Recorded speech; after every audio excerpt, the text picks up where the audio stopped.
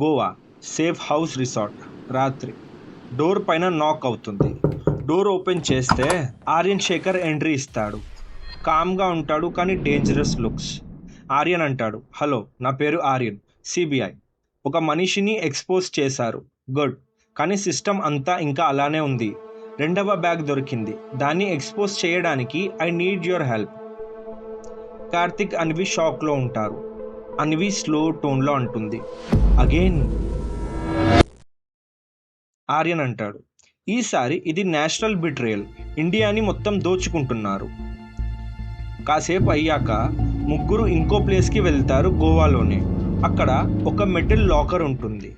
Karthik metal లాకర్ని open చేస్తాడు. Same black bag, heavy sealed.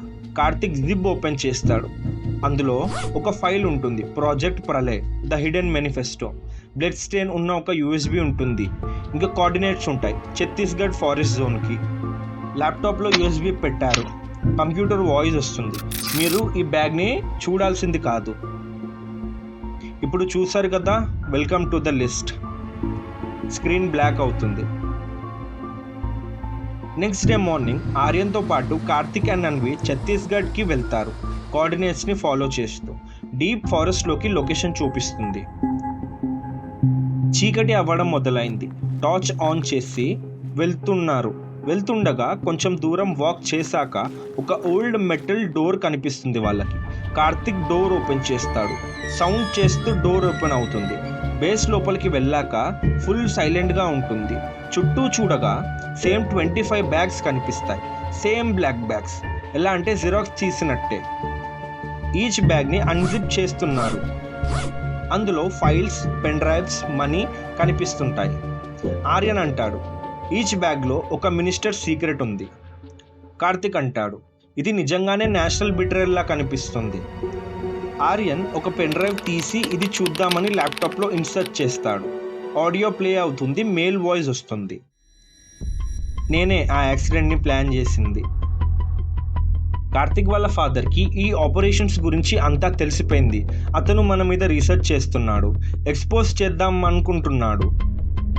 So నేనే కార్తిక్ వాళ్ళ ఫాదర్ని మర్డర్ చేయించాను అండ్ యాక్సిడెంట్లో చనిపోయాడు అన్నట్టు సృష్టించాను. కార్తిక్కి ఒకవైపు కోపం, ఒకవైపు బాధ. ఐస్ మొత్తం రెడ్ అయిపోయాయి. కార్తిక్ అంటాడు, నా నాన్నని మర్డర్ చేశారు వీళ్ళందరూ కలిసి. ఆర్యన్ అంటాడు, ఎస్, అది చేయించిన వాడు ఇంకా పార్లమెంట్లో ఉన్నాడు. సడన్గా గన్ షాట్.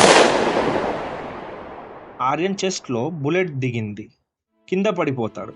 కార్తిక్ అంటాడు, ఎవరు షూట్ చేశారు అని. తీరా చూస్తే ఆర్యన్ ఒక క్రూ మెంబరే కాల్చాడు. ఆ ఏజెంట్ అంటాడు, సారీ సార్, మీరు ఇంత దూరం రావాల్సింది కాదు.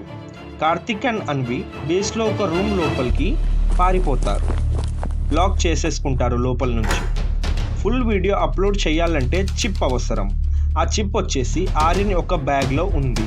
కార్తిక్ అంటాడు, ఈ ఫైల్స్ గ్లోబల్కి రీచ్ అవ్వాలంటే నేను బయటికి వెళ్ళక తప్పదు. అన్వి అంటుంది, నీ లైఫ్ని రిస్క్ చేస్తావా?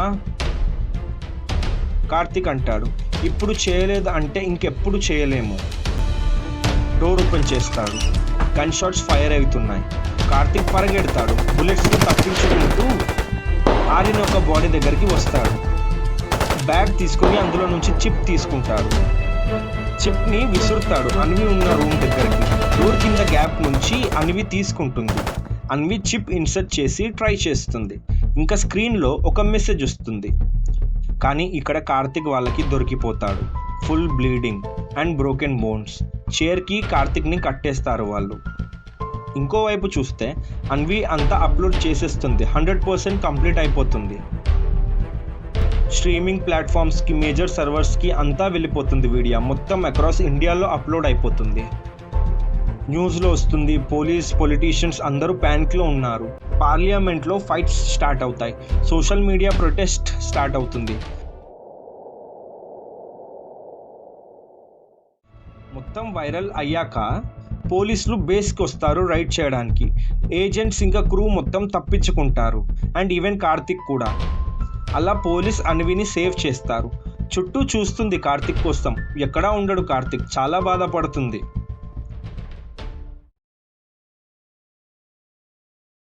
1 సంవత్సరం తర్వాత కాశ్మీర్లో అన్వి కాశ్మీర్లో టీచర్లా సెటిల్ అయిపోయింది. అక్కడికి ఒక వ్యక్తి వస్తాడు, అన్విని పిలుస్తాడు. తీరా చూస్తే అది కార్తిక్.